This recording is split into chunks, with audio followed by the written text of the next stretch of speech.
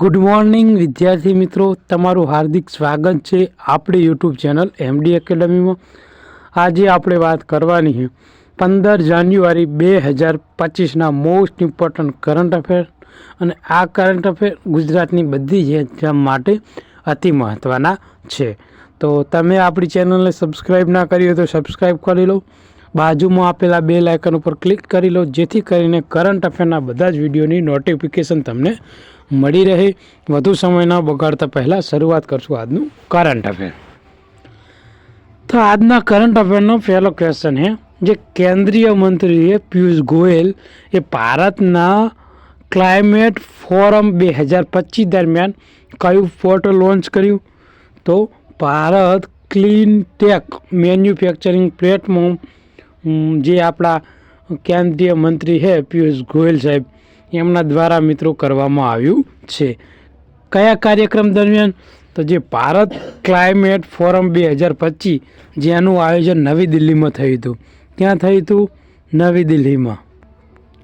તો મિત્રો આ નવી દિલ્હીમાં આયોજન થયું હતું, ત્યાં આ ભારત ક્લીન ટેક મેન્યુફેક્ચરિંગ પ્લેટફોર્મની શરૂઆત કરવામાં આવી છે। તો કેન્દ્રીય વાણિજ્ય અને ઉદ્યોગ મંત્રી આપણા શ્રી પિયુષ ગોયલ સાહેબે નવી દિલ્હીમાં ભારતમાં જે ક્લાઇમેટ ફોરમ 2025 દરમિયાન આ જે કહેવાય ને કે Bharat clean tech manufacturing platform launch કર્યું છે, જેનો ઉદ્દેશ શું છે? તો કે જે સૌર, પવન, હાઇડ્રોજન અને જે બેટરી સ્ટોરેજમાં ભારતની ક્લીન ટેક વેલ્યુ ચેનને મજબૂત બનાવવાનો છે। તો આપણા માટે આ જે મિત્રો પ્લેટફોર્મ લોન્ચ કર્યું છે એનું જે કહેવાય ને કે ઉદ્દેશ અતિ મહત્ત્વનો છે। આગળનો ક્વેશ્ચન છે કે 11 જાન્યુઆરી 2025ના રોજ ફાટી નીકળેલ માઉન્ટ ઈબુ કયા દેશમાં આવેલો હોય? તો મિત્રો આ જ્વાળામુખી છે અને જે મિત્રો અવિહાલ ફાટ્યો હોય એનું નામ શું છે? માઉન્ટ ઈબુ, જે મિત્રો ઇન્ડોનેશિયામાં આવેલો છે। મિત્રો ઇન્ડોનેશિયા પરથી યાદ આવે, ઇન્ડોનેશિયા એ બ્રિક્સમાં જોડાવનાર 2025માં મિત્રો 10મો દેશ બની ગયો છે। કયો દેશ બન્યો છે? 10મો। કોણ? ઇન્ડોનેશિયા બ્રિક્સમાં જોડાવનાર। અને બ્રિક્સ 2025નું મિત્રો આયોજન થશે બ્રાઝિલમાં થશે, એટલે એ પણ તમને યાદ હોવું પડે મિત્રો। 24નું ક્યાં થયું હતું? 24નું બ્રિક્સનું આયોજન મિત્રો જે રશિયાનું કઝાન શહેર છે મિત્રો તેમાં થયું હતું। તો માઉન્ટ ઈબુ ઇન્ડોનેશિયાના કહેવાય ને કે ઉત્તર માલુકુમાં આવેલો હોય મિત્રો, જે આશરે મિત્રો કહેવાય ને કે 4000 મીટરની ઊંચાઈ સુધીથી મિત્રો આ જે જ્વાળામુખી ફાટ્યો ને, તો મિત્રો તેની રાખના વાદળો ફેલાયા હતા, લાવા ખાડાઓથી 2 કિલોમીટર સુધી બહાર નીકળ્યો હતો। અને જે માઉન્ટ ઈબુ ઇન્ડોનેશિયાના ઉત્તરમાં જે માલુકુના હમહેરા ટાપુ છે મિત્રો ત્યાં આવેલો છે મિત્રો। તો આવનારી એક્ઝામ માટે આ ક્વેશ્ચન રહ્યો ને મિત્રો અતિ મહત્ત્વનો છે। આગળ વાત કરીશું તો અધિકૃત આંકડા માટે બિગ ડેટા અને જે ડેટા સાયન્સ સાથેના જોડાણો વધારવા માટે ભારતે કઈ આંતરરાષ્ટ્રીય સંસ્થા સાથે મિત્રો કહેવાય ને કે જોડાણ કર્યું છે, હસ્તાક્ષર કર્યા છે અથવા કે MOU કર્યા છે? તો મિત્રો જે United Nation committee of expert અને big data and data science efficiency સાથે મિત્રો તેમને હસ્તાક્ષર કર્યા છે। આગળનો ક્વેશ્ચન છે મિત્રો કે ઇનરોડ પ્રોજેક્ટનો હેતુ ભારતના કયા પ્રદેશમાં જે કુદરતી રબરની ગુણવત્તા વધારવાનો છે? તો જે ઉત્તર પૂર્વ જે મિત્રો પ્રદેશ છે ત્યાં મિત્રો રબરોની ખેતી થાય છે, અને આ ખેતી હેતુ મિત્રો ઇનરોડ પ્રોજેક્ટ મિત્રો લાગુ કરવામાં આવ્યો છે, જેથી કરીને આપણા જે ઉત્તર ભારતનો વિસ્તાર છે મિત્રો ત્યાં જે રબરનું ઉત્પાદન થાય છે તે અત્યાર હાલ જે ગુણવત્તાથી થાય ને તેના કરતાં સારી ગુણવત્તામાં મિત્રો આપણે રબર મેળવી શકીએ, એ હેતુથી મિત્રો ભારત સરકાર દ્વારા મિત્રો આજે કહેવાય ને કે ઇનરોડ પ્રોજેક્ટ હેતુ લાગુ કરવામાં આવ્યો છે। આવનારી એક્ઝામ માટે મિત્રો પૂછાઈ શકો તેવો ક્વેશ્ચન છે। શું છે ડિટેલ આપણે જોઈશું। તો કે જે ઇનરોડ પ્રોજેક્ટ છે એ ક્યાં લાગુ કર્યો છે એ આપણા માટે મહત્ત્વનું છે। તો કે જે ઉત્તર પૂર્વના પ્રદેશો છે ત્યાં મિત્રો લાગુ કરવાનો છે। હેતુ શું? તો કે જે રબરની ગુણવત્તા સુધારવાની છે એ માટે ઉપર ધ્યાન કેન્દ્રિત કરશે। ઉપરાંત ઇનરોડ છે એનું ફૂલ ફોર્મ શું છે? તો Indian natural rubber operation for assistant development તો આ પ્રોજેક્ટનું પૂરું નામ છે ને આપણા માટે મિત્રો આ જે ઇન રોડ છે એનું ફૂલ ફોર્મ મિત્રો આપણા માટે ઇમ્પોર્ટન્ટ છે, કારણ કે જે જીપીએસસી 1-2ની તૈયારી કરતા હોય મિત્રો ત્યાં કરંટ અફેરમાં મિત્રો આ જે ઇન રોડ છે એનું ફૂલ ફોર્મ પૂછી શકે. તો ફૂલ ફોર્મ શું છે ફરીથી એકવાર આપણે રિપીટ કરી દઈશું કે Indian natural rubber operation for assisted development project. જે ઉત્તર પૂર્વના જે રાજ્યો છે મિત્રો ત્યાં જે રબરની ખેતી થાય છે મિત્રો ત્યાં રબરની ગુણવત્તા સુધારવા માટે આ પ્રોજેક્ટ લાગુ કરવામાં આવ્યો છે અને આશરે 100 કરોડ જેવો મિત્રો કહેવાય ને કે ખર્ચ કરવામાં આવ્યો છે. ઓકે મિત્રો, અને જે ટાયર ઉત્પાદકો છે એપોલો, જીકે અને એમઆરએફ વગેરે જેવો મિત્રો આમાં સામેલ થશે. આગળનો ક્વેશ્ચન શું છે કે 12 જાન્યુઆરી 2025ના રોજ સ્પેશિયલ જનરલ મીટિંગ દરમિયાન ભારતીય ક્રિકેટ કંટ્રોલ બોર્ડના નવા સચિવ તરીકે મિત્રો કોની પસંદગી થઈ છે? તો દેવજીત સોકૈયા. તો મિત્રો આ ક્વેશ્ચન જો ને આપણે આ ત્રીજી વાર આવ્યો છે, કારણ કે પહેલાં નામ જાહેર થયું પછી પાછું ફરીથી તેમને કહેવાય ને કે પસંદગી કરવામાં આવી અને ફરીથી હવે ફાઇનલી 12 જાન્યુઆરીથી એમને કાર્યભાર સંભાળી લીધો છે. એટલે મિત્રો આ ક્વેશ્ચન રહ્યો ને એ ત્રીજી વાર આપણા કરંટ અફેરમાં આવ્યો છે. અને જે બી વિદ્યાર્થી મિત્રો આપણું કરંટ અફેર રેગ્યુલર જોતા હશે તેને કોઈ બી દિવસ હોય કે કોઈ બી નવું કહેવાય ને કે નવી અપોઇન્ટમેન્ટ થઈ હોય તો એ આપણે વારંવાર રિવિઝન કરાવીએ છીએ, જેથી કરીને વિદ્યાર્થી મિત્રોને ગોખવાની જરૂર ના પડે. તો મિત્રો અતિ મહત્ત્વનું વાત કરવાની છે આપણે BCCIની જે ભારત ક્રિકેટ કંટ્રોલ બોર્ડ છે એની. તો મિત્રો એની સ્થાપના ક્યારે થઈ હતી? એની સ્થાપના મિત્રો વર્ષ 1928માં થઈ હતી. તેનું મુખ્યાલય ક્યાં આવેલું છે? તો મુંબઈમાં આવેલું છે. અને વર્ષ 2024માં જે ICC વર્લ્ડ કપ મિત્રો ICC T20 વર્લ્ડ કપ 2024 એ ભારતે જીત્યો છે. કોને હરાઈને જીત્યો છે? તો સાઉથ આફ્રિકાને હરાઈને ભારતે મિત્રો ICC વર્લ્ડ કપ 2024 મિત્રો જીતેલો છે. અને અત્યારે હાલ મિત્રો જે ચેમ્પિયન ટ્રોફી છે એનું આયોજન મિત્રો પાકિસ્તાનમાં થવાનું છે, પરંતુ ભારતની જે બધી મેચો છે મિત્રો એ દુબઈમાં યોજાશે. એટલે મિત્રો આ અતિ મહત્ત્વનું છે. ઓકે, આગળ વાત કરીશું. તો 2030 સુધીમાં જે ભારતે જે રિન્યુએબલ કહેવાય ને ક્ષમતાનું લક્ષ્ય હાસિલ કરવાનું છે. કેટલું લક્ષ્ય હાસિલ કરવાનું? તો મિત્રો 500 ગીગાવોટ જેટલું મિત્રો જે રિન્યુએબલ એનર્જી છે મિત્રો એનું ઉત્પાદનનું ભારતે 2030 સુધીમાં વર્ષ મીન્સ કે કહેવાય ને કે લક્ષ્યાંશ રાખેલું છે અને આ લક્ષ્યાંશ આપણે હાંસલ કરવાનું છે. તો શું છે ડિટેલ કે ભારતે 2030 સુધીમાં 500 ગીગાવોટ પુનઃપ્રાપ્ય ઉર્જા ક્ષમતા હાંસલ કરવાનું લક્ષ્ય રાખ્યું છે અને 2024માં લગભગ 30 ગીગાવોટ રિન્યુએબલ એનર્જી ક્ષમતાનો ઉમેરો થયો છે, જે મિત્રો ઉચ્ચ રેકોર્ડ રહ્યો છે. અને 2023માં 13.75 ગીગાવોટ ક્ષમતાની સરખામણીએ કહેવાય ને કે 2024માં 113% વધારો જોવા મળે છે. આ ભારતે આબોહવામાં પ્રતિબદ્ધતાના ભાગરૂપે 2030 સુધીમાં કહેવાય ને કે 500 ગીગાવોટ નવીનીકરણ ઉર્જા ક્ષમતા હાંસલ કરવાનું લક્ષ્ય રાખેલું હોય. જે ભારતમાં જે નવીનીકરણ ઉર્જા ક્ષમતા હવે લગભગ 218 ગીગાવોટે પહોંચી ગઈ છે. અને અત્યારે મિત્રો છે 218. આપણે 2030માં ક્યાં સુધી લઈ જવાનું છે? તો 500 ગીગાવોટ સુધી લઈ જવાનું છે. અને આ લક્ષ્યાંશને પહોંચી વળવા માટે દેશભરમાં સરેરાશ 50 ગીગાવોટનો ઉમેરો થવો જરૂરી છે. તો આવનારી એક્ઝામ માટે અતિ મહત્ત્વનો ક્વેશ્ચન છે. આગળ વાત કરીશું તો હિમકાવચ મિત્રો જે મલ્ટી લેયર ક્લોથિંગ સિસ્ટમ કઈ સંસ્થા દ્વારા વિકસાવવામાં આવી છે? તો મિત્રો DRDO દ્વારા મિત્રો વિકસાવવામાં આવી છે. મિત્રો આ સિસ્ટમ દ્વારા જે આપણા કહેવાય ને કે સરહદ ઉપર જે જવાનો હોય મિત્રો એમના માટે એક કપડાં બનાવવામાં આવ્યા છે, જે મિત્રો કહેવાય ને કે ઠંડીમાં ગરમી આપે અને મિત્રો જે બહુ વધુ પડતી ગરમી હોય ત્યારે તેમને ઠંડક ઉત્પન્ન કરે એવા કપડાં મિત્રો આપણે જે DRDO છે મિત્રો એના દ્વારા મિત્રો કહેવાય ને કે એ બનાવવામાં આવ્યા છે. મિત્રો હાલમાં DRDOનો કેટલામો સ્થાપના દિવસ હતો એ તમારે મને કોમેન્ટમાં કહેવાનું છે. DRDOની સ્થાપના મિત્રો 2 જાન્યુઆરી 1958ના રોજ થઈ હતી. તેનું મુખ્યાલય પણ મિત્રો દિલ્હીમાં આવેલું છે. અને આ જે સંસ્થા છે મિત્રો એ આપણું જે ડિફેન્સ મિનિસ્ટ્રી એટલે કે સંરક્ષણ મંત્રાલય એના અંતર્ગત આવે છે અને આપણા સંરક્ષણ પ્રધાન કોણ છે તો તમને ખબર હોવી પડે, રાજનાથસિંહ.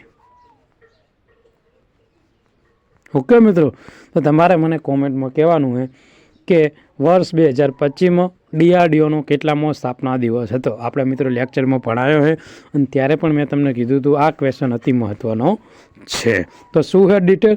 તો જે હિમકાવા છે મિત્રો એ મલ્ટી લેયર ક્લોથિંગ સિસ્ટમ છે. ક્લોથિંગ એટલે કપડાં માટેની સિસ્ટમ છે જે defence research and development organisation છે એટલે કે DRDO દ્વારા વિકસિત કરવામાં આવી છે. મિત્રો DRDOનું ફૂલ ફોર્મ આપણા માટે અતિ મહત્ત્વનું છે. ઓકે મિત્રો, તો બધા મિત્રો યાદ રાખે. DRDO મિત્રો જે આ હિમકાવચ કહેવાય ને કે મલ્ટી લેયર ક્લોથિંગ સિસ્ટમ વિકસાવી છે તે એક બહુસ્તરીય ઠંડા હવામાન વસ્ત્રોની સિસ્ટમ છે જે મિત્રો કહેવાય ને કે 20+ તાપમાન હોય અને -60 જેટલું તાપમાન હોય તેવા આ તાપમાનની વચ્ચે મિત્રો કહેવાય ને કે તમને રક્ષણ આપે છે અને જે હિમાલય જેવા ઊંચા પ્રદેશોમાં મિત્રો સૈનિકને રક્ષણ માત્ર આ એક કહેવાય ને કે હિમકાયચ જે મિત્રો multi layer clothing system DRDO દ્વારા વિકસાવવામાં આવી છે. અને એક આ મિત્રો બહુ સારું પગલું છે કારણ કે અત્યારે મિત્રો કહેવાય ને કે જમ્મુ કાશ્મીરમાં મિત્રો -10 -15 એવું તાપમાન જતું રહે, ત્યાં આપણા સૈનિકો સરહદ ઉપર રહીને આપણું રક્ષણ કરે છે. એટલે મિત્રો એક સારી એવી કપડાં મિત્રો DRDO દ્વારા વિકસાવવામાં આવ્યા છે. આગળનો ક્વેશ્ચન છે કે ભારતના કયા ભાગમાં IUCN એટલે કે international union for conservation of natural દ્વારા જોખમી અને તાજા પાણીની પ્રજાતિઓ માટે મુખ્ય વૈશ્વિક હોટસ્પોટ તરીકે ઓળખાય છે? તો મિત્રો પશ્ચિમ ઘાટ રહ્યો ને મિત્રો કે જે તાજા પાણી છે મિત્રો એમાં જે પ્રજાતિઓ છે મિત્રો એમાં વૈશ્વિક હોટસ્પોટ તરીકે ઓળખાય છે. તો international union for conservation of nature દ્વારા પ્રથમ વહેલા બહુ ટેક્સન વૈશ્વિક તાજા પાણીના જે પ્રાણી સૃષ્ટિના મૂલ્યાંકનમાં જે પશ્ચિમ ઘાટ છે મિત્રો એમાં જોખમી તાજા પાણીની પ્રજાતિમાં મુખ્ય હોટસ્પોટ તરીકે ઉભરી આવ્યો છે. હોટસ્પોટ તરીકે મિત્રો પશ્ચિમ ઘાટ એ ભારતમાં છે મિત્રો. અને મિત્રો આ હોટસ્પોટ છે ને મિત્રો એ લેક વિક્ટોરિયા, લેક ટીટીકાકા અને શ્રીલંકાના જે રેડ ઝોન છે તે પશ્ચિમ ઘાટમાં સમાવેશ થાય છે. સૌથી અસરગ્રસ્ત કહેવાય ને તો ભારતનું કેરળ રાજ્ય છે અને પશ્ચિમ ઘાટની ગંભીર નદીઓમાં પેરિયાર નદીનો સમાવેશ કરવામાં આવે છે મિત્રો. આગળનો ક્વેશ્ચન છે કે અદાણી જૂથે ભારતના કયા રાજ્યમાં 75,000 કરોડના નોંધપાત્ર રોકાણોની જાહેરાત કરી છે? તો અદાણી ગ્રુપે મિત્રો જે આ છત્તીસગઢ રાજ્ય છે ત્યાં મિત્રો 75,000 કરોડનું નોંધપાત્ર રોકાણોની જાહેરાત કરવામાં આવી છે. તો અદાણી ગ્રુપે છત્તીસગઢમાં 75,000 કરોડની મિત્રો નોંધપાત્ર જાહેરાત કરી છે જે રાજ્યની અંદર તેની ઉર્જા અને જે સિમેન્ટની કામગીરી છે તેમાં વિસ્તરણ ઉપર ધ્યાન કેન્દ્રિત કરશે. તો આ 75 કરોડ શા માટે મિત્રો ફાળવવામાં આવ્યા છે? તો તમને યાદ હોવું પડે કે ઉર્જા અને જે સિમેન્ટની કામગીરી છે એને વિસ્તરણને ધ્યાનરૂપ આપવા માટે મિત્રો આ જે છે એ મિત્રો 75,000 રૂપિયાનું રોકાણ કરવામાં આવ્યું છે. જેમાં કહેવાય ને કે બેકગ્રાઉન્ડ વીજ ઉત્પાદનમાં 60,000 અને બીજા સિમેન્ટ પ્લાન્ટમાં 5,000 કરોડ રૂપિયા મિત્રો ખર્ચ કરવામાં આવશે. આગળનો ક્વેશ્ચન છે કે 10 ડિસેમ્બરની ચૂંટણી જીત્યા બાદ ઘાનાના રાષ્ટ્રપતિ તરીકે કોણે શપથ લીધા છે? તો તમને યાદ હોવું પડે એ જોહન ડ્રામાણી મહમા.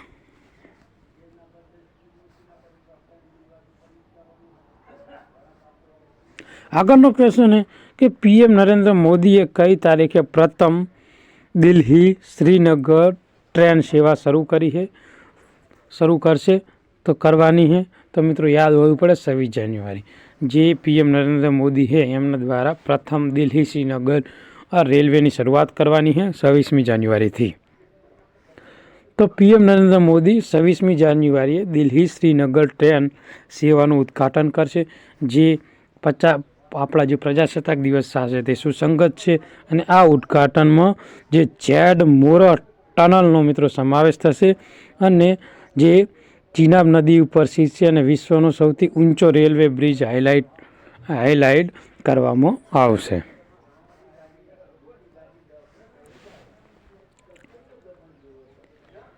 3000 એકરમાં ફેલાયેલી જંગલની આગ અને 13,000થી વધુ બાંધકામોના જોખમમાં મૂકવાના કારણે કયા શહેરમાં કટોકટી જાહેર કરવામાં આવી છે?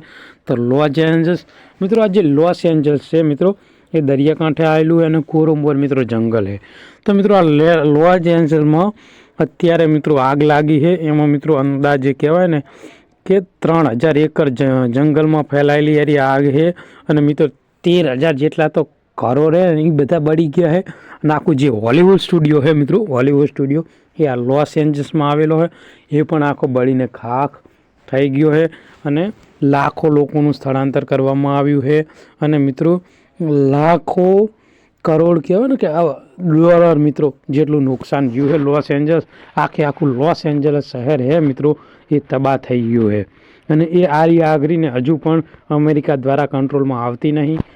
આગ રહીને એ હજુ ફેલાયા કરે છે.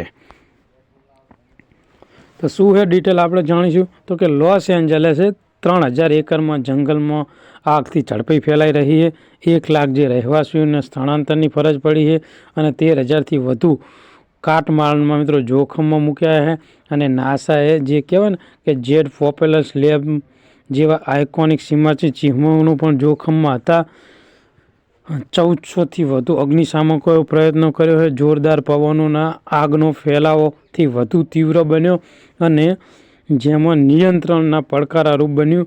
અને મિત્રો આ આગ રહીને હજુ પણ બેકાબૂ છે. મિત્રો આ જે લોસ એન્જલસમાં મિત્રો જે એક જંગલ છે એ ઉષ્ણકટિબંધીય મિત્રો કહેવાય ને કે ખરાબ જંગલ, આખું જંગલ રહ્યું ને મિત્રો એકદમ સુકાઈ ગયું છે. એકદમ એટલે હાવ સુકાઈ ગયું છે. અને આમાં એક ખાલી તણખો મિત્રો થી પણ આગ લાગે અને અધૂરામાં પૂરતું કે આગ લાગી અને ત્યાં પવનની ગતિ વધુ હોય એટલે આગ પણ લાગી અને પવનની ગતિના વધુના કારણે આગ આખા જંગલમાં ફેલાઈ ગઈ અને આ આગ રહીને મિત્રો લોસ એન્જલસ શહેરમાં આવી ગઈ, જેથી કરીને અતિ કહેવાય ને કે ઘણું બધું નુકસાન થયું છે. ગુજરાતમાંથી ક્યાંથી અને ક્યાં સુધી પ્રાણી કલ્યાણ પખવાડિયાની મિત્રો ઉજવણી કરવામાં આવશે? તો 14 જાન્યુઆરીથી લઈને મિત્રો 30 જાન્યુઆરી સુધી જે આ પ્રાણી કલ્યાણ પખવાડિયું છે મિત્રો તેની ઉજવણી કરવામાં આવશે. શું છે ડિટેલ?